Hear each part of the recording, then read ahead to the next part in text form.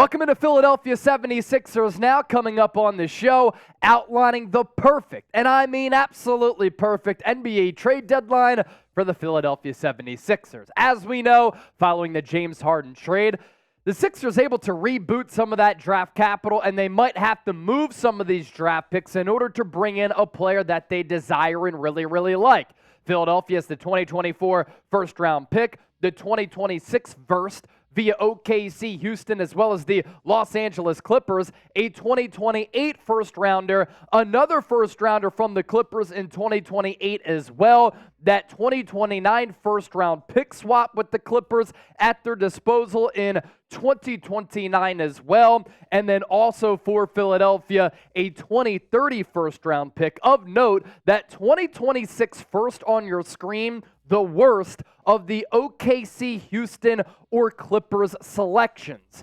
Next up, we're going to dive further into our perfect trade deadline for Philadelphia. But first, make sure you subscribe, because here on 76ers Now, we bring you nonstop Sixers news. When there's a big report, a juicy rumor out there, we dissect it. And we're going to continue to do watch parties as we get closer to the NBA playoffs. So let's get to 13,800 subscribers with this video, and you're a winner, because then you get free Sixers content year-round.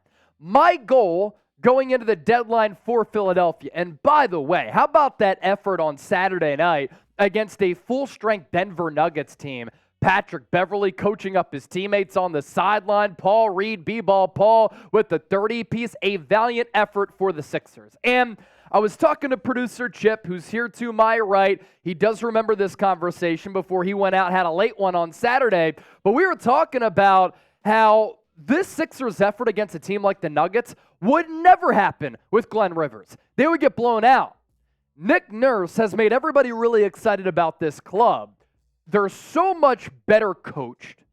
Everything has more synergy. Everything is much more organized. And you finally feel, in a refreshing way, that Philadelphia can finally get past that second-round hurdle for the first time since 2001. So it's not like they need all that much. My goal, you get some playmaking, you get some shooting, you get some perimeter defense, and I kind of like the current construct of this roster here. I do think a trade for Malcolm Brogdon, when you look at what is realistic, when you think about and hear about what the Sixers are trying to accomplish, that Brogdon would be a great fit. According to Brett Siegel, NBA insider, the 76ers have engaged with the Portland Trail Blazers regarding a Malcolm Brogdon trade. He's averaging nearly 15 points per game this year in 31 games, 5 assists, 43% from the field, and 41% from three-point range. He can play on-ball, off-ball. He can play alongside Tyrese Maxey. If Maxey needs a rest, you can have Brogdon lead that second unit. And I want to continue to harp on this. This isn't a shot at Patrick Beverley. He's been awesome for the Sixers team this year. They just need another ball handler in addition to Maxey and Patrick Beverley, and Brogdon could be that guy who also really lifts you on the defensive side of the floor. 3-level scorer, inside, outside, good defender, three-point shooter, and another ball handler. That checks off all of the boxes that I'm really looking for a realistic trade target where you don't really have to move the farm. Now, you might have to part with DeMarcus Morris, who I've really liked his impact for Philadelphia. Even Daryl Morey said he's been better than we anticipated. Furkan Korkmaz, see ya. And then you give away the 2026 first via the Clippers, Houston, or OKC. So who wins this trade? Let's hear from you down in the comment section right now. 1, 2, 3, 4, 5, Sixers. What do you think? Is it the Sixers who win this trade, type S, or is it the Blazers? I want you to type B.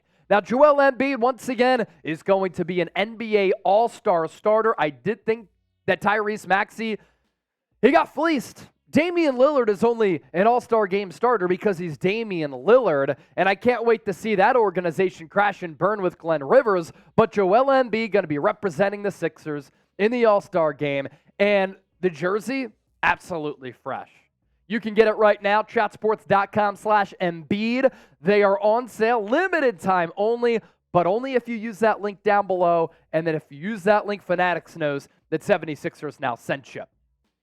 To another player who I really want to talk about here, Dorian Finney-Smith. I think that he would be the perfect 3-and-D wing. And some people have talked about Spencer Dinwiddie being a backup ball handler. I like Malcolm Brogdon more. Some people might talk about another 3-and-D player. Dorian Finney-Smith is one of the better ones, and I think the price might be a little bit too high for Alex Caruso, who I think would be a tremendous fit on this current Sixers roster. He's tenacious, he can shoot, he can handle, but the Chicago Bulls really value him. And I do think that Brogdon can be had for an affordable price tag. I think Dorian Finney-Smith, you could trade for him, and you don't have to move mountains either. With the Dallas Mavericks, when Dallas made it to the Western Conference Finals before losing to the Golden State Warriors, he was tremendous alongside Luka Doncic. And you think about this Sixers team, can this play? 9 points per game, 5 rebounds, 42.5% from the floor, 40% from long range, elite defense, and that Dallas team so ball dominated by Luka Doncic. With Philadelphia, Joel Embiid, Tyrese Maxey, they're going to dominate the basketball. And that's why I think that Dodo, that's his nickname, Dorian Finney-Smith, would just be a great complementary piece on this team who has length, who has size, who can guard multiple positions. This is a type of playoff dog. I'm talking playoff dog that the Sixers could use. Woo, woo, woo. And you trade away Robert Covington here, KJ Martin, and 2 second-round picks. This is one of the better deals that you could put together for Philadelphia to improve this roster. The Sixers, in turn, would open up 2 roster spots there. And I think that gives you a little bit of flexibility. You want to go after a buyout candidate? You can certainly do that as well.